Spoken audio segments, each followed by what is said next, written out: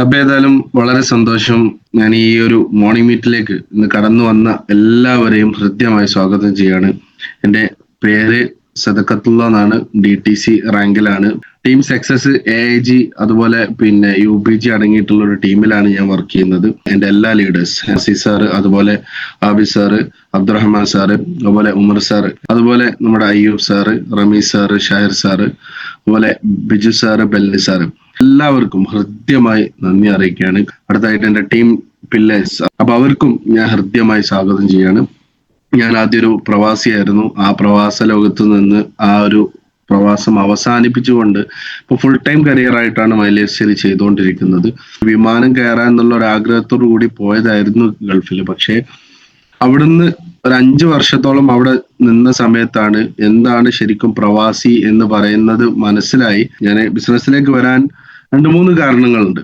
അതിൽ പ്രധാനപ്പെട്ട ഒരു കാരണമാണ് നമ്മുടെ റിലയൻസ്, അതുപോലെ അദാനി, അതുപോലെ ആദിത്യ ബിർള, ഇവരൊക്കെ കോടീശ്വരന്മാരാണ്. ഇന്ന് ലോകത്ത് നമ്മൾ കണ്ട കോടീശ്വരന്മാരിൽ പെട്ട ആളുകളാണ്. ഇവരൊക്കെ കോടീശ്വരന്മാരാവുന്നത് എങ്ങനെ? ഇവര് കുറെ തൊഴിലാളികളെ വെച്ച് ആ തൊഴിലാളികൾ വർക്ക് ചെയ്യുന്നത് കൊണ്ട് അവരുടെ വർക്കിങ്ങിന്റെ ഫലമായിട്ടാണ് ഇവരൊക്കെ കോടീശ്വരന്മാരാകുന്നത്. പക്ഷെ ഇവരുടെ വർക്കേഴ്സ് ആരും എന്തല്ല, കോടീശ്വരന്മാരല്ല എന്നുള്ളതാണ് നമ്മൾ യാഥാർത്ഥ്യം. പക്ഷെ അവിടെ നമ്മൾ മനസ്സിലാക്കേണ്ടത് നമ്മളെ MD എന്താണ്? നമ്മളെ MD പറയുന്നത് എന്താ? അത് ഞാൻ ഒറ്റക്ക് കോടീശ്വരന്മാരാകുമല്ല, നിന്റെ കൂടെ വന്ന ആളുകളെ കോടീശ്വരന്മാരിലേക്ക് എത്തിച്ചുകൊണ്ടാണ്, അല്ലെ കോടീശ്വരന്മാരാക്കിക്കൊണ്ടാണ് ഞാൻ കോടീശ്വരനാവുന്നത് എന്നാണ് നമ്മുടെ MDയുടെ പ്രത്യേകത. അത് എനിക്കൊരു വല്ലാത്തൊരു സ്ട്രൈക്ക് ചെയ്തൊരു സംഭവമാണ് ഈ ഒരു കോട്ട്. ഇനി എന്നാലോ എന്റെ മെന്റർ ആയിട്ടുള്ള എൻ്റെ ഉപ്പയെ കുറിച്ച് പറയുകയാണെങ്കിലും അതുപോലെ തന്നെ അദ്ദേഹം കുറെ ആളുകൾക്ക് അക്കൗണ്ടിലേക്ക് വരുമാനം വരാൻ ഒരു കാരണക്കാരായിട്ടുണ്ട്. എന്നതിന് ശേഷമാണ് അദ്ദേഹം കോടീശ്വരനാവുന്നത്. ഉമർ സാർ മറ്റുള്ളവരെ കൊണ്ട് പണിയെടുപ്പിച്ചുകൊണ്ട് അവർക്ക് ചെറിയ തുച്ഛമായ ശമ്പളവും, ഉമർ സാർക്ക് ഉമർ സാർക്ക് മൊത്തം വരുമാനം എന്നല്ല, അവർക്കും കോടീശ്വരനാവാനുള്ള ഒരു അവസരം ഇവിടെ ഒരുക്കി കൊടുത്തിട്ടാണ് ഉമർ സാർ കോടീശ്വരനായിക്കൊണ്ടിരിക്കുന്നത്. ഇവിടെ ഞാൻ MILSയിൽ തെരഞ്ഞെടുക്കാനുള്ള രണ്ടാമത്തെ ഒരു കാരണമുണ്ട്. ആ കാരണമാണ് ഞാൻ ഇനി പറയാൻ പോകുന്നത്, അഥവാ എൻ്റെ ഉപ്പ. വെറും സാധാരണക്കാരിൽ സാധാരണക്കാരൻ ഉമർ സാറ് പണ്ട് എങ്ങനെയായിരുന്നു? പണ്ടത്തെ ഞാനൊരു ജസ്റ്റ് ഒരു ഫോട്ടോ കാണിച്ചു തരാം. ഇതായിരുന്നു അന്നത്തെ ഉമർ സാർ. എന്നിട്ട് അതിന് കുറച്ചുകൂടെ മുമ്പുള്ള ഒരു യൗവന കാലഘട്ടത്തിലുള്ള ഒരു ഫോട്ടോ ആണ്. സാമ്പത്തികമായിട്ടും ക്യാരക്ടർ പരമായിട്ടും ഒരു വ്യത്യാസവും ഇല്ലാത്തൊരു മനുഷ്യനായിരുന്നു. ആ അവസ്ഥയിൽ നിന്ന് ഈ ഒരു അവസ്ഥയിലേക്ക് മാറ്റിയത് മൈ ലൈഫ് സ്റ്റൈലാണ്. അത്രക്ക് വലിയൊരു സംഭവമാണ് my life style. Umar sir ഈ ഒരു അവസ്ഥയിൽ നിന്ന് ഈ ഒരു അവസ്ഥയിലേക്ക് മാറാൻ കാരണം അദ്ദേഹത്തിന്റെ ക്യാരക്ടർ മാറി, അദ്ദേഹത്തിന്റെ വരുമാനം മാറി, അദ്ദേഹത്തിന്റെ ലൈഫ് സ്റ്റൈൽ മൊത്തമായിട്ട് മാറിക്കഴിഞ്ഞു. ഇത് രണ്ടും ഉമർ സാറുടെ പഴയ ഫോട്ടോയും പുതിയ ഫോട്ടോ ആ.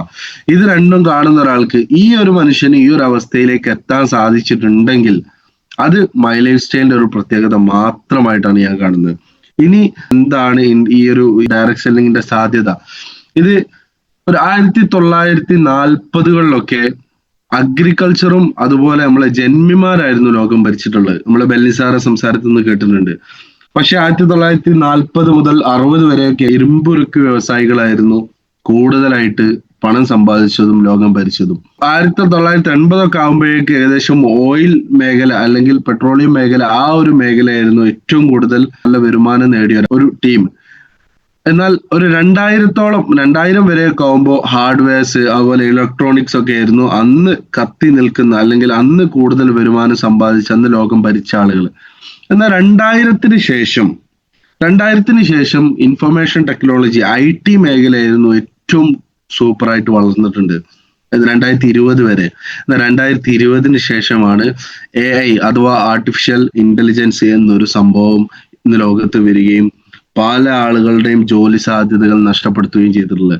ഇപ്പോ ആർട്ടിഫിഷ്യൽ ഇന്റലിജൻസ് AI, ഇനി വരാൻ പോകുന്നത് AGI, ഇനി ASI, ഇങ്ങനെ പല രീതിയിലും.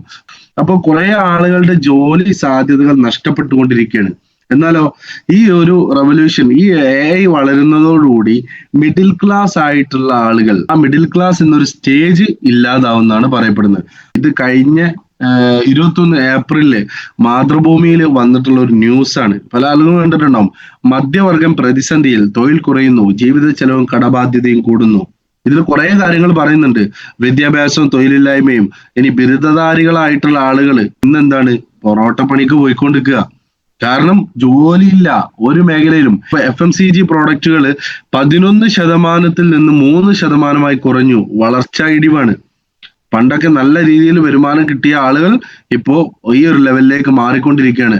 അതുപോലെ കാർ വിൽപ്പനയൊക്കെ വൻ തോതിൽ ഇടിഞ്ഞു. ഇങ്ങനെ കാരണം സാമ്പത്തികമായിട്ട് വളരെ എല്ലാവരും പിന്നോക്കം പോയിക്കൊണ്ടിരിക്കുകയാണ്. ഈ മിഡിൽ ക്ലാസ് ആയിട്ടുള്ള ആളുകൾ എങ്ങോട്ട് പോകും? ഇതിൽ പല ആളുകളും ഞാൻ മനസ്സിലാക്കിയെടുത്തോളം ഒരു 90% ആളുകളും ഈ ഒരു സൂം മീറ്റിംഗ് പങ്കെടുത്ത ആളുകളൊക്കെ മിഡിൽ ക്ലാസ്സിലുള്ള ആളുകളായിരിക്കാം അല്ലെ. ഈ മിഡിൽ ക്ലാസ് ആയിട്ടുള്ള ആളുകൾ എങ്ങോട്ടാ പോവുക? ഒന്നുകിൽ ദാരിദ്ര്യരേഖ താഴെ എന്ന് പറയില്ല, ആ അവസ്ഥയിലേക്ക് പോകണം, അല്ലെങ്കിലോ അപ്പർ ക്ലാസ്സിലേക്ക് വരണം, അതായത് കോടീശ്വരൻ അല്ലെങ്കിൽ ലക്ഷപ്രഭുവായിട്ട് മാറണം. ഇത് രണ്ടും അല്ലാതെ മിഡിൽ ക്ലാസ് എന്നൊരു സംഭവം ഇല്ലാതായി മാറുന്ന ഒരു അവസ്ഥയിലേക്കാണ് നമ്മൾ പോകുന്നത്. ഇവിടെ നമുക്ക് പാത്ത് ടു സക്സസ് അഥവാ അപ്പർ ക്ലാസ്സിലേക്ക് പോകാനുള്ള വഴിയാണ് ഞാൻ പറഞ്ഞുതരാൻ പോകുന്നത്. അതിന് ജോബ് ഒരിക്കലും എന്തല്ല ആ ഒരു വിജയിക്കാനുള്ള ഒരു മാർഗമല്ല എന്നുള്ളത് ഞാൻ ഇപ്പോൾ ഓൾറെഡി തെളിയിച്ചു. കാരണം ജോലി സാധ്യതകൾ കുറഞ്ഞുകൊണ്ടിരിക്കുകയാണ്. ഇനി മാത്രമല്ല, ജോലി ഒരിക്കലും ജീവിതത്തിൽ വിജയിക്കാനുള്ള ഒരു മാർഗമേ അല്ല. കാരണം ജോലി ചെയ്ത ഒരാളും ഇന്ന് ലോകത്ത് എവിടെയും വിജയിച്ചിട്ടില്ല. എന്നാലോ ജീവിച്ചങ്ങോട്ട് പോകുന്നല്ലാതെ ജീവിതത്തിൽ വിജയിക്കുക എന്ന് പറഞ്ഞാൽ ആഗ്രഹത്തിനനുസരിച്ച് ജീവിക്കാൻ പണവും ആരോഗ്യവും സമയവും ഒരു തടസ്സമാവരുത്. കാരണം ഇന്ന് പല ആളുകളും ഭയങ്കര ലക്ഷറി ലൈഫാണ്, പക്ഷെ അവർക്ക് തീരെ സമയമില്ല, അല്ലെങ്കിൽ അവർക്ക് തീരെ ആരോഗ്യമില്ല. പക്ഷെ ഇത് മൂന്നും ഒരുമിച്ച് അനുഭവിക്കാനുള്ള ഒരു അവസരം നമുക്ക് ഇന്ന് ഭൂലോകത്തുണ്ടോ ഇല്ലയോ എന്നുള്ളത് നമുക്ക് നോക്കേണ്ടതുണ്ട്. നമുക്ക് ജോലി ഒരിക്കലും ഒരു ജീവിതത്തിൽ വിജയിക്കാൻ പറ്റിയ ഒരു മാർഗം അല്ലെങ്കിൽ പിന്നെ എന്താണ്? പിന്നെ അവിടെ ജീവിതത്തിൽ വിജയിക്കാൻ പറ്റിയ ഒരു മാർഗമാണ് ബിസിനസ്. അവിടെ ബിസിനസ് രണ്ട് തരത്തിലുള്ള ബിസിനസ്സുകളുണ്ട്. ഒന്ന് ട്രഡീഷണൽ ആയിട്ടുള്ള ബിസിനസ്സുകൾ അല്ലെ, മറ്റൊരു ബിസിനസ് ആണ് ഡയറക്ട് സെല്ലിംഗ് എന്നുള്ള ഒരു ബിസിനസ്. ഈ രണ്ട് ബിസിനസ്സുകളാണ് ഇന്ന് നമ്മൾ അറിയപ്പെടുന്ന ബിസിനസ്സുകൾ. ഈ ട്രഡീഷണൽ ബിസിനസിനെ സംബന്ധിച്ചിടത്തോളം നോക്കുകയാണെങ്കിൽ ഹൈ റിസ്ക് ആണ്. അതായത് ഒരു ബിസിനസ് സ്റ്റാർട്ട് ചെയ്യണമെങ്കിൽ നല്ലൊരു കണ്ണായ സ്ഥലം വേണം ആദ്യമായിട്ട് അല്ലെ. ഇനി മാത്രമല്ല, നമ്മൾ ഒറ്റയ്ക്ക് പണിയെടുത്താൽ അവിടെ പ്രത്യേകിച്ച് നേട്ടങ്ങളൊന്നും വരാൻ പോകുന്നില്ല. എന്നാലും നമ്മൾ അധ്വാനിച്ച് നമ്മൾ ഒറ്റയ്ക്ക് പണിയെടുത്താലുള്ള പ്രശ്നം എന്താ? നമ്മൾ ഇൻ കേസ് ഇല്ലാതാകുക അല്ലെങ്കിൽ നമുക്ക് ആ ഷോപ്പിൽ ഒരു ദിവസം പോവാതിരിക്കേണ്ട ഒരു അവസ്ഥ വന്നാൽ നമുക്ക് അവിടെ വരുമാനം ലഭിക്കില്ല. അപ്പൊ അവിടെ നമ്മൾ തൊഴിലാളികളെ വെക്കണം. അപ്പൊ ഒരു 10-15 തൊഴിലാളികളെ വെക്കണമെങ്കിൽ അവർക്ക് നല്ല കോസ്റ്റ് ഉണ്ട്. അവർക്ക് പിന്നെ ട്രെയിനിങ് കൊടുക്കണം, അവർക്ക് വേണ്ട ശമ്പളം കൊടുക്കണം, അവർക്കുള്ള എല്ലാം അവരെ നല്ല രീതിയിൽ പരിപാലിക്കണം. ഇനി മൂന്നാമത്തെ ഒന്നുണ്ട് ക്യാപിറ്റൽ.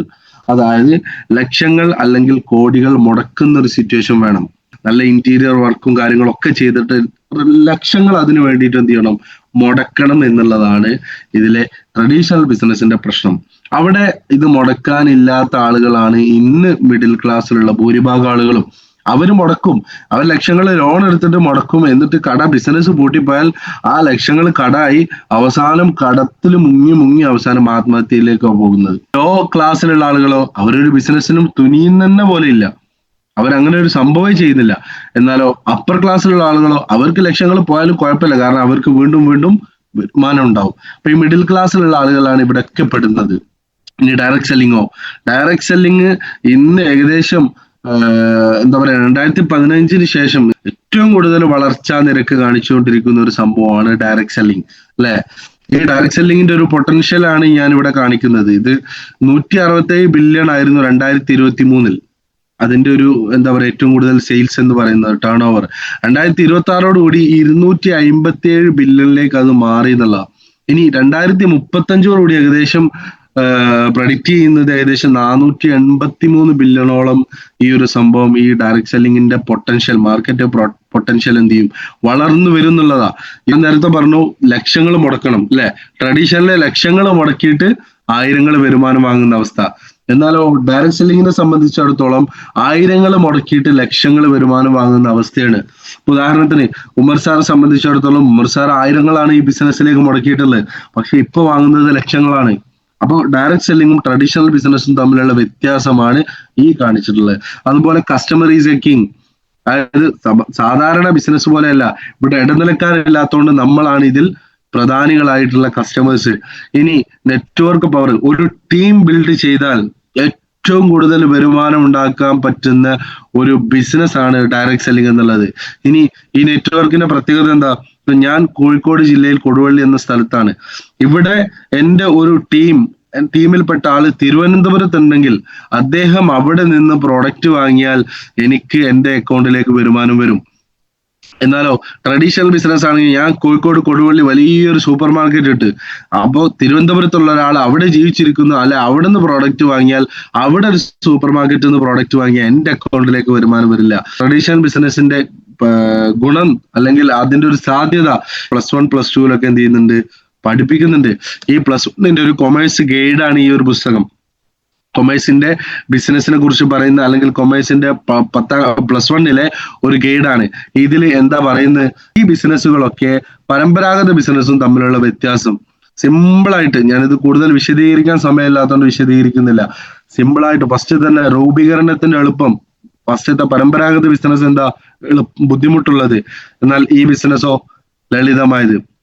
അങ്ങനെ സ്ഥാനം ആവശ്യമില്ല, ഒന്നും ഭൗതിക സാന്നിധ്യം ആവശ്യമില്ല, സ്ഥാപിക്കുന്നതിനുള്ള ചെലവ് ഉയർന്നത്, ഇവിടെ കുറവ്, ഇങ്ങനെ കുറെ കാര്യങ്ങൾ. ഇനി അതേ പുസ്തകത്തിൽ തന്നെ ഈ ബിസിനസിന്റെ മെച്ചങ്ങൾ പറയുന്നുണ്ട്. അതായത് രൂപീകരിക്കാൻ എളുപ്പമാണ്, അതുപോലെ കുറഞ്ഞ നിക്ഷേപം, സൗകര്യപ്രദം, വേഗത, ആഗോളമായിട്ട് വ്യാപിക്കാൻ പറ്റുന്ന ഒരു ബിസിനസ്സാണ്. ഇനി എന്താ പറയാ, കടലാസുരഹിത സമൂഹത്തിലുള്ള പ്രയാണം. അതായത് ഇനി വരാൻ പോകുന്ന കാലഘട്ടം, മുമ്പ് ഇതുവരെ പാസ്പോർട്ടിന്റെ കാലഘട്ടമാണെങ്കിൽ ഇനി വരാൻ പോകുന്നത് പാസ്വേഡിന്റെ കാലഘട്ടമാണെന്ന് പറയപ്പെടുന്നുണ്ട്. കാരണം ഇനി എല്ലാം ഈ ഒരു ഓൺലൈൻ അല്ലെങ്കിൽ ഡയറക്ട് സെല്ലിംഗ് ബിസിനസ്സിലേക്ക് മാറുകയാണ്. 2030 കണക്കുകൾ പറയുന്നത് എല്ലാ വീട്ടിലും, ഒരു വീട്ടിലെങ്കിലും ഒരു ഡയറക്ട് സെല്ലിങ്ങിന്റെ ഏതെങ്കിലും ഒരു ഡയറക്ട് സെല്ലിങ്ങിന്റെ പ്രോഡക്റ്റ് ഉപയോഗിക്കുന്ന ഒരു അവസ്ഥയിലേക്ക് എത്തുന്നുള്ള. ഇവിടെ ഡയറക്ട് സെല്ലിംഗ് എന്താണ്, MLM എന്താണ്, ഇതെന്താന്ന് ഞാൻ ചുരുക്കി ഒന്ന് പറയാം.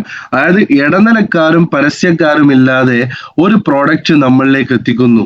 ആ പ്രോഡക്റ്റ് നമ്മൾ എന്ത് ചെയ്യുന്നു, നമുക്ക് ഇഷ്ടപ്പെട്ടാൽ നമ്മൾ അത് ഉപയോഗിച്ച് നമ്മൾ അത് മറ്റുള്ളവർക്ക് റെക്കമെൻഡ് ചെയ്യുന്നു. എന്നാൽ നമുക്ക് കിട്ടുന്ന നേട്ടങ്ങൾ ഒരുപാടുണ്ട്. അപ്പൊ ഈ ഡയറക്ട് സെല്ലിംഗ് ലീഗലാണോ? MLM എന്നുള്ളത് ഒരു എൻഡ്ലെസ് പോസിബിലിറ്റീസ് ആണ്. അതായത് ഇനി വളർന്നു വരുന്ന ഒരു ബിസിനസ് ആണ്, അല്ലെങ്കിൽ വളർന്നു വരുന്ന ഒരു അവസരമാണ് MLM അഥവാ ഡയറക്ട് സെല്ലിംഗ്. അപ്പൊ MLM എന്ന് പറയുന്ന സമയത്ത് പല ആളുകളും നെറ്റി ചോദിക്കാറുണ്ട്, MLM ലീഗലാണോ? MLM പൂർണ്ണമായിട്ട് ലീഗലാണോ? പക്ഷെ MLM തന്നെ പിരമിഡ് സ്കീം എന്ന് പറഞ്ഞ ഒരു സംഭവമുണ്ട്. അത് ലീഗൽ അല്ല, ഇല്ലീഗലാണ്. പിരമിഡ് സ്കീം എന്ന് പറയുമ്പോൾ പിരമിഡ് സ്കീമും സാധാരണ ജെനുവിൻ ആയിട്ടുള്ള MLM-ഉം, പിരമിഡ് സ്കീം എന്ന് പറയുമ്പോൾ നമ്മൾ വിചാരിക്കും ഒരാളെ ചേർത്ത് 2 ആളെ ചേർത്ത് അവിടുന്ന് ഒരു എന്താ പറയുക, ഒരു സ്ട്രക്ചർ ഉണ്ടല്ലോ, ഒരാൾ വന്ന് അതിന്റെ താഴെ 2 ആൾ, ഇത് തന്നെയാണ് പിരമിഡ് സ്കീമിലും. പക്ഷെ പിരമിഡ് സ്കീമിലുള്ള ഒരു പ്രത്യേകതകൾ ഞാൻ കുറച്ച്. പിരമിഡ് സ്കീം എന്നുള്ളത് ഇല്ലീഗലാണ്.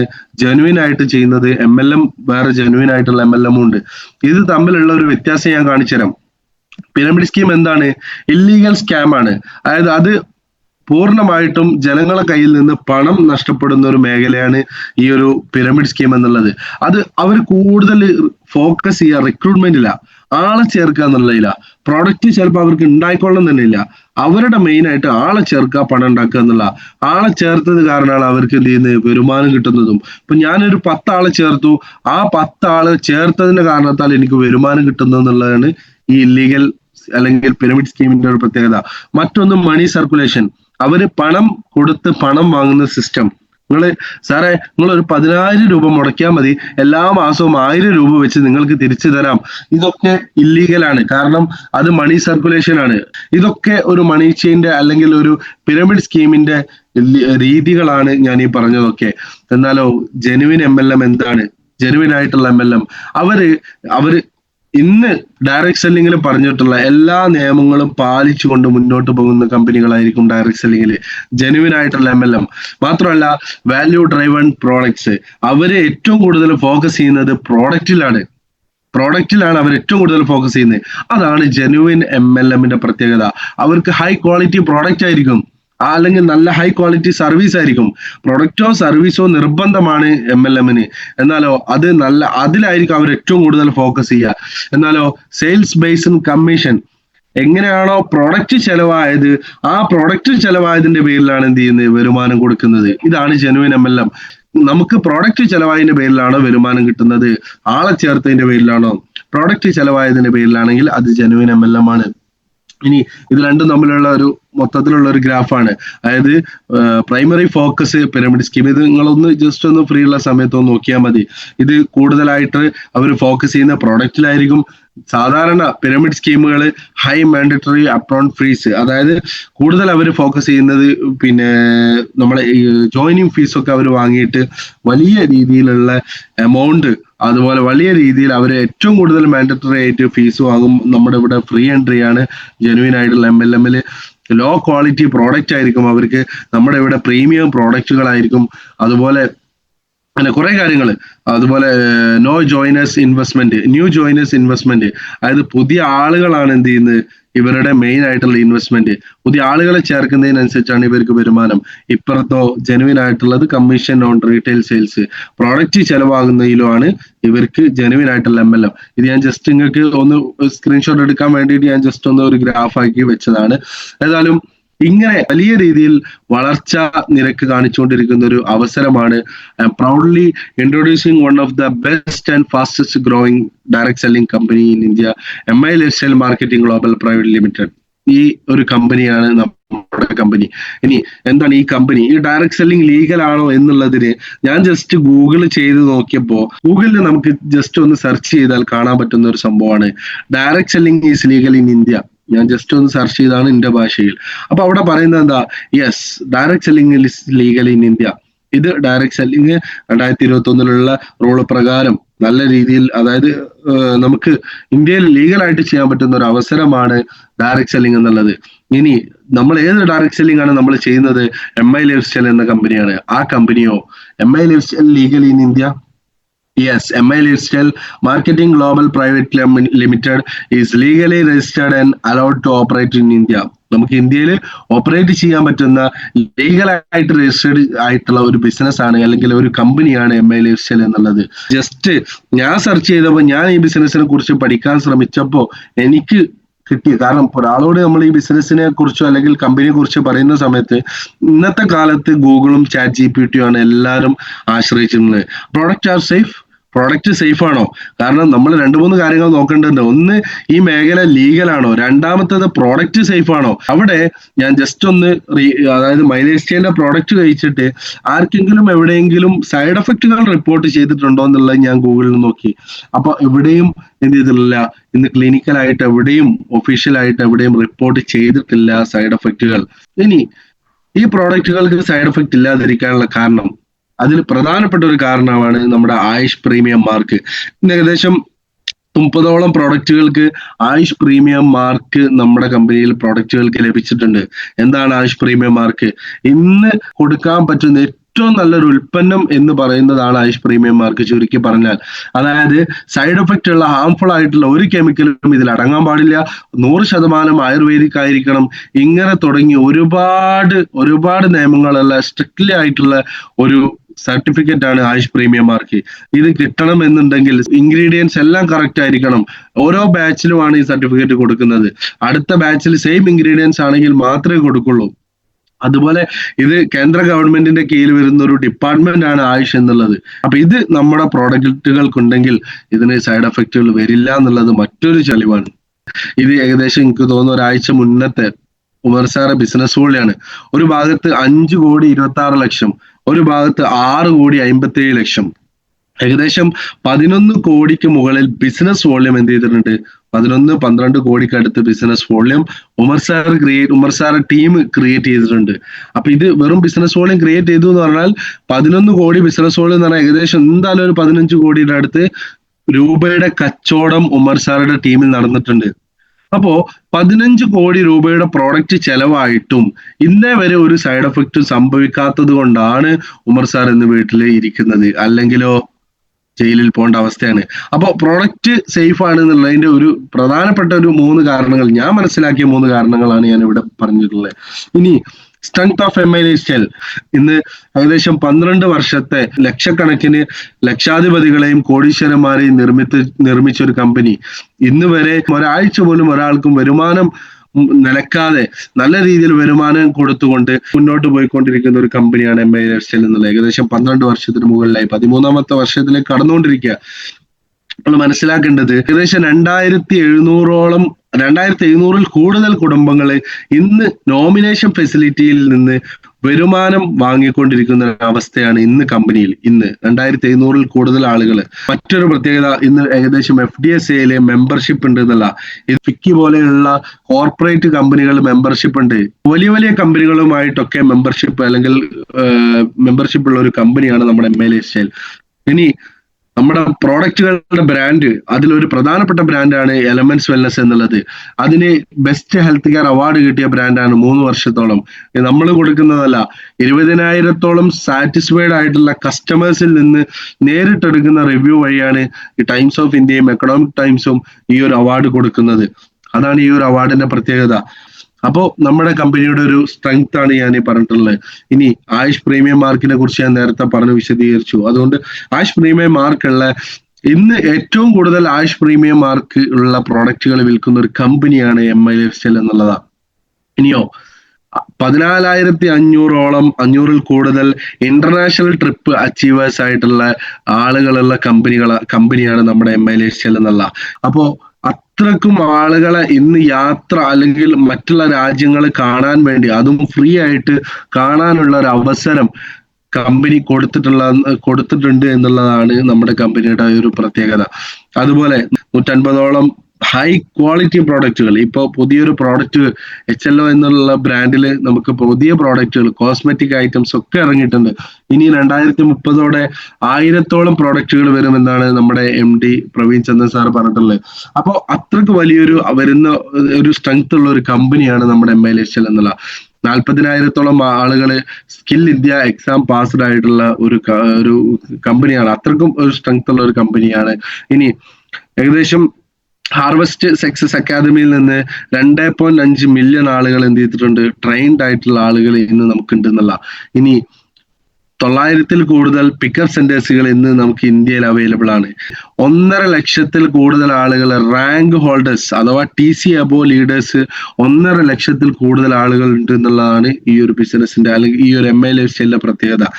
അതിൽ തന്നെ 1,500-ൽ കൂടുതൽ ആളുകൾ ആഴ്ചയിൽ 2,10,000 വാങ്ങിയ ആളുകളാണ്. അപ്പൊ നമ്മൾ മനസ്സിലാക്കേണ്ടത്, എത്രയോ ആളുകളെ ലക്ഷപ്രഭു ആക്കിക്കൊണ്ടാണ് നമ്മുടെ കമ്പനി വളർന്നു വരുന്നത് എന്നുള്ളതിനൊരു തെളിവാണിത്.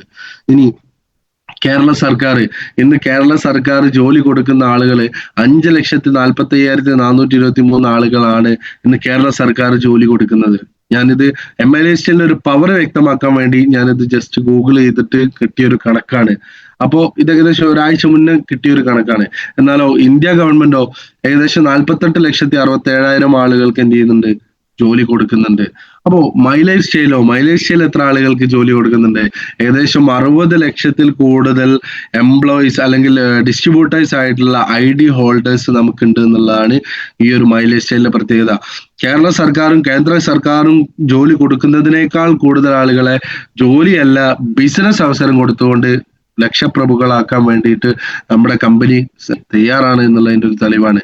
ഇനി 1,500 കോടിക്ക് മുകളിൽ വർഷത്തിൽ ടേൺ ഓവർ ഉള്ള ഒരു കമ്പനിയാണ് MLFCL എന്നുള്ള.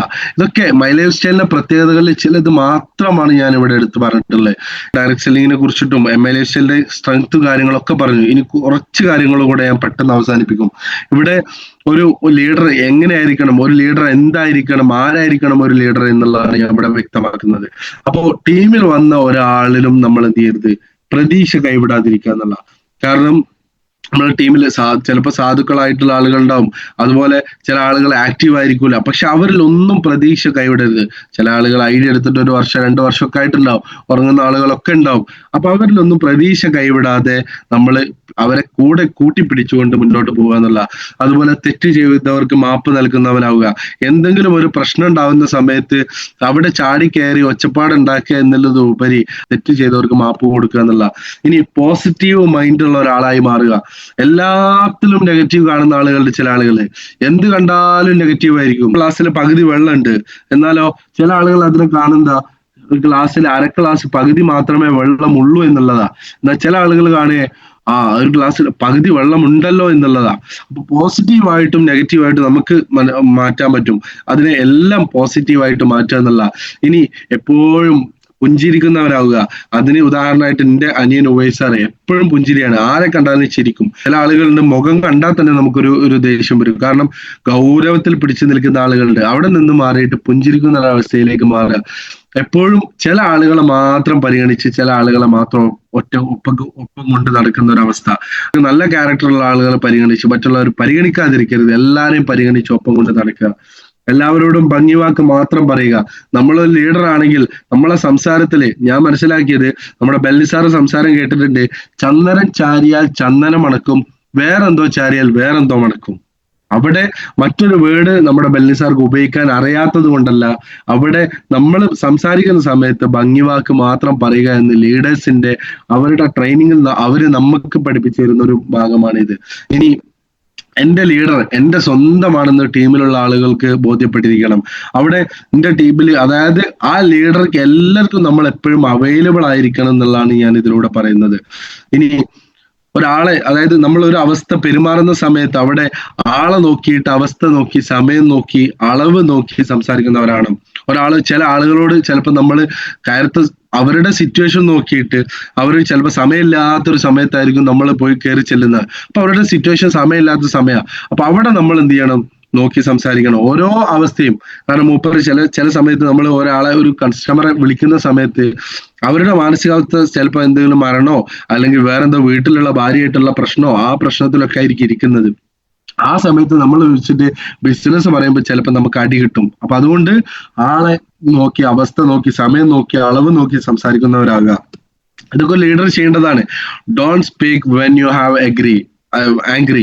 അതായത് നിങ്ങൾ ആംഗ്രി അഥവാ ദേഷ്യം വരുന്ന അവസരത്തിൽ സംസാരിക്കാതിരിക്കുക എന്നുള്ളതാണ് ഏറ്റവും നല്ല മാർഗം. കാരണം സംസാരിച്ചു കഴിഞ്ഞാൽ ആ സമയത്ത് ചിലപ്പോൾ പലതും നമ്മുടെ സംസാരത്തിൽ നിന്ന് വരും, മറ്റുള്ളവരെ മുറിവേൽപ്പിക്കുന്ന പലതും വരുന്ന ഒരു അവസ്ഥ വരും. ഇനി ഏതൊരു കാര്യം നമ്മൾ ചെയ്യുകയാണെങ്കിലും അത് നമ്മുടെ അപ്ലൈ ലീഡറോട് അന്വേഷിച്ച് അവരോട് തീരുമാനമെടുത്തതിന് മാത്രം നമ്മൾ എന്ത് ചെയ്യുക, മുന്നോട്ട് കൊണ്ടുപോകുക എന്നുള്ള. കാരണം ചില കാര്യങ്ങൾ ലീഡേഴ്സ്, ഇപ്പൊ നമ്മുടെ മനസ്സിലൊരു ഐഡിയ വന്നു, ഈ ബിസിനസ്സിനെ വളർത്താനുള്ള ഒരു ഐഡിയ, ആ ഐഡിയ നമ്മൾ അപ്ലൈനോട് ചോദിച്ചിട്ട് അവർ സമ്മതം പറഞ്ഞതിന് ശേഷം മാത്രം നമ്മൾ അത് എന്ത് ചെയ്യുക, നമ്മളത് ഈ ബിസിനസ്സിൽ നമ്മൾ പ്രൊമോട്ട് ചെയ്യുക. കാരണം എന്താ, ചിലപ്പോൾ അത് ഓൾറെഡി ലീഡേഴ്സ് പയറ്റിയിട്ട് ആ ഐഡിയ ചെയ്തിട്ട് വർക്കൗട്ട് ആവാത്ത ഐഡിയ ആയിരിക്കാം. ഇങ്ങനെ പല കാര്യങ്ങളും ഉണ്ടാവും അതില്. അപ്പൊ എന്തുണ്ടെങ്കിലും ലീഡേഴ്സിനോട്, കൊണ്ടുവന്ന ആളോട് എന്ത് കാര്യം നമ്മൾ ചെയ്യുകയാണെങ്കിലും, മറ്റുള്ള ഒരു ടീമിൽ ഗസ്റ്റ് ആയിട്ട് പോവുകയാണെങ്കിൽ പോലും നമ്മൾ എന്ത് ചെയ്യുക, ലീഡേഴ്സിനോട് സമ്മതം ചോദിച്ചു അല്ലെങ്കിൽ അവരോട് കാര്യങ്ങൾ ചോദിച്ചതിന് ശേഷം മാത്രം പോവുക. അത് ഗുരുത്വത്തിന്റെയും ഒരു ഭാഗമാണ്. ഇനി മറ്റൊരു കാര്യം, നമ്മൾ നെഗറ്റീവുകള് മുകളിലുള്ള ലീഡേഴ്സിനോട് മാത്രം പറയാ. എന്റെ ഭാഗത്ത് എന്തെങ്കിലും ഒരു തെറ്റ് കണ്ടാൽ അത് എന്റെ ടീമിൽപ്പെട്ട ഒരാള് എന്നോടോ അല്ലെങ്കിൽ എന്റെ അപ്ലൈൻ ലീഡേഴ്സിനോടോ പറയാ. നേരെ മറിച്ച് നമ്മൾ എന്ത് ചെയ്യരുത്, ടീമിലുള്ള ആളുകളോട് ഈ ഒരു കാര്യങ്ങൾ എന്ത് ചെയ്യരുത്, സംസാരിക്കരുത് എന്നുള്ള. ഇനി ഞാൻ ലീഡറാണ്, എനിക്കിതൊന്നും എഴുതി വെക്കേണ്ട ആവശ്യമില്ല, എല്ലാം എനിക്ക് ഓർമ്മയുണ്ടാവും എന്ന ചിന്ത നല്ലതല്ല. ഒരു മീറ്റിങ്ങിൽ പോയി കഴിഞ്ഞാൽ പല ആളുകളെയും ഞാൻ ശ്രദ്ധിച്ചിട്ടുണ്ട്. മീറ്റിങ്ങിൽ പോയി കഴിഞ്ഞാൽ ഞാനടക്കം ചിലപ്പോൾ ബെല്ലിസാറ് മീറ്റിംഗ് ഒക്കെ ആണെങ്കിൽ എന്ത് ചെയ്യും, ഡയറിയും പെന്നും എടുത്തിരിക്കുന്ന ആളുകൾ ഇഷ്ടം പോലെ ഉണ്ടാവും. ആ സമയത്ത് ഞാനടക്കം ചില ആളുകൾ എന്ത് ചെയ്യും, ഡയറിയും പെന്നൊക്കെ അവിടെ മാറ്റി വെച്ചിട്ട് എനിക്കെല്ലാം ഓർമ്മ ഉണ്ടാവും എന്നുള്ള രീതിയിൽ എന്ത് ചെയ്യും ഇരിക്കുന്ന ആളുകള്. ആ ഭാവമുള്ള ആളുകൾക്കൊന്നും ഒരു ലീഡർ ആവാൻ ക്വാളിറ്റി ഇല്ല എന്നുള്ളതാണ് ഞാൻ പറയുന്നത്. വിജയിക്കുന്നത് വിജയിച്ചവരോടൊപ്പം കൂടുമ്പോഴാണ്, പരാജയപ്പെടുന്നത് പരാജിതരുടെ കൂടെ കൂടുമ്പോഴാണ്. നമ്മൾ ആരെ കൂടെയാണോ ഇന്ന് മൈലേജ് സ്റ്റൈൽ ചെയ്യുന്നത്, വിജയിച്ചവരുടെ കൂടെയാണ്. അവരുടെ കൂടെ ആത്മാർത്ഥമായിട്ട് നിൽക്കുക. നെഗറ്റീവ് പറയുന്ന ആളുകളുടെ കൂടെ അവരെ കൂടെ കൂടാതിരിക്കുക. പോസിറ്റീവ് ആയിട്ടുള്ള വിജയിച്ച ആളുകളുടെ കൂടെ കൂടുക എന്നുള്ളതാ. മറ്റൊരു കാര്യം പറയാനുള്ളത്, നമ്മുടെ ഈ ബിസിനസ്സിലെ പണമല്ല ഇൻവെസ്റ്റ്മെന്റ്, ആളുകളെ ഇൻവെസ്റ്റ് ചെയ്യുക, അതുപോലെ സമയം ഇൻവെസ്റ്റ് ചെയ്യുക എന്നുള്ളതാണ് ഈ ബിസിനസ്സിന് ഏറ്റവും വലിയ പ്രത്യേകത. ഒന്നാം സ്ഥാനം മൈലേജ് സ്റ്റൈലിന് കൊടുത്താൽ മൈലേജ് സ്റ്റൈലിൽ നമ്മുടെ ജീവിതത്തിൽ ഒന്നാം സ്ഥാനം കിട്ടുന്നുള്ള. നമ്മൾ മൈലേജ് സ്റ്റൈലിൽ ഉണ്ട് എന്ന് പറയുന്നതിലുപരി മൈലേജ് സ്റ്റൈൽ നമ്മുടെ ഹൃദയത്തിലുണ്ട് എന്ന് പറയുന്ന ഒരു അവസ്ഥയിലേക്ക് മാറണം. അവിടെ നമ്മൾ ആത്മാർത്ഥമായിട്ട് മൈലേജ് സ്റ്റൈൽ ഏറ്റെടുത്തു കഴിഞ്ഞാൽ വലിയ വിജയങ്ങൾ നേടാൻ പറ്റുന്ന ഒരു അവസരമാണ് ഈ ഒരു സംഭവം. ഇനി ഞാൻ പറഞ്ഞത് ചുരുക്കി ഒന്ന് പറയാം, എന്തുകൊണ്ട് ഞാൻ മൈലേജ് സ്റ്റൈൽ ഏറ്റെടുത്തു എന്ന് പറഞ്ഞു. അതുപോലെ ഈ ഒരു എന്താ പറയുക, ഇൻഡസ്ട്രിയിൽ വന്ന മാറ്റങ്ങൾ, AI വന്ന മാറ്റങ്ങൾ, ഇനി നമുക്ക് വിജയിക്കാനുള്ള ഒരു വഴി ഞാൻ കാണിച്ചു തന്നു. ആ വഴിയിൽ ട്രഡീഷണലും ഡയറക്ട് സെല്ലിങ്ങും ഉണ്ട്. അതിൽ ഏതാണ് നല്ലതെന്നും നമ്മൾ ട്രഡീഷണലിലുള്ള റിസ്ക്കും കാര്യങ്ങളൊക്കെ ഞാൻ വിശദമാക്കി. ഇനി എന്താണ് പിരമിഡ് സ്കീം, എന്താണ് ജെനുവിൻ MLM എന്നുള്ളത് ഷോർട്ടായിട്ട് ഞാൻ പറഞ്ഞു തന്നിട്ടുണ്ട്. അതുപോലെ MLST ലീഗൽ ആണോ, അതുപോലെ പ്രൊഡക്റ്റ് സേഫ് ആണോ എന്നുള്ള കാര്യങ്ങളൊക്കെ ഞാൻ സംസാരിച്ചിട്ടുണ്ട്. അതുപോലെ നമ്മുടെ കമ്പനിയുടെ സ്ട്രെങ്ത് എന്താണെന്നുള്ളതും ഞാൻ വിശദമാക്കിയിട്ടുണ്ട്. ഇനി who should be a leader, ആരായിരിക്കണം ഒരു ലീഡർ എന്നുള്ളതും ഞാൻ കുറച്ച് കാര്യങ്ങൾ വിശദമാക്കിയിട്ടുണ്ട്. ഇവിടെ ചോയ്സ് നിങ്ങളുടേതാണ്, തീരുമാനം നിങ്ങളുടേതാണ്.